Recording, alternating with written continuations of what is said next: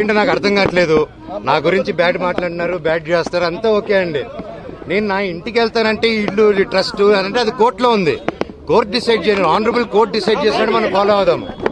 కాకపోతే నేను ఎస్ఐ గారిని, సిఐ గారిని అందరినీ రెస్పెక్ట్ చేస్తాను, అందరిని గౌరవిస్తాను. డిఎస్పీ గారితో కూడా మాట్లాడాను, మేము వెళ్ళిపోతాము. కాకపోతే ఎందువల్ల ఆపుతారో అర్థం చేసుకున్నాను. ఇప్పుడు నేను తాత నాన్నమ్మ సమాధికి వెళ్దాం అనుకుంటున్నాను. అండ్ అదొకటే దండం పెట్టుకుని వెళ్ళిపోతే పండగ పూట పెద్దల పండగ, అది దండం పెట్టుకుని వెళ్ళాలని. అండ్ అంటే ఇక్కడ ఏమైపోయిందంటే అండి, చాలా చిన్నపిల్లల బిహేవియర్ స్టార్ట్ అయిపోయింది.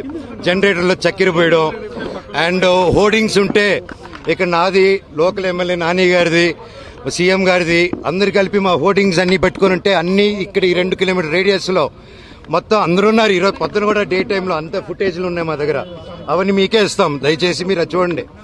అంటే హోర్డింగ్లు కూడా తీసే ఎందుకు అంత లెవెల్? నేను తమ్ముడినే కదా, నేను కూర్చొని మాట్లాడదాం అంటున్నాను. నేను తప్పు చేస్తే కూర్చొని పెద్దల ముందు కూర్చొని పెట్టి మాట్లాడినాను, మాట్లాడేదానికి లేదు. నాకు మొహం చూపించేదానికి సిగ్గుపడతారో భయపడతారో ఏం అర్థం కావట్లేదు.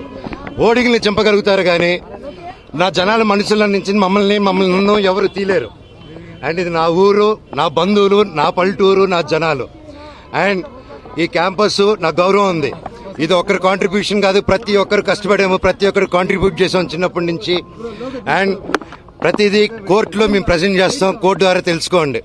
అంతేగాని కోర్టులో ఉన్నప్పుడు ఇలా ఫోర్స్ చేయడం, మా జనాల్ని, మా ఫ్యాన్స్ని, మా ఫాలోవర్స్ని బెదిరియడం.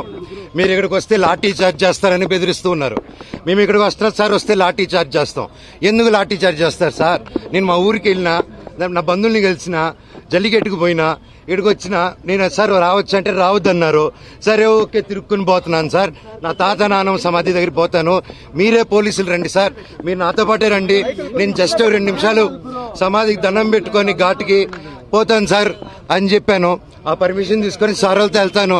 అది రానిస్తే ఓకే, లేకపోతే ట్రై చేస్తాను. అక్కడి నుంచి స్టేషన్కి వెళ్ళి నేను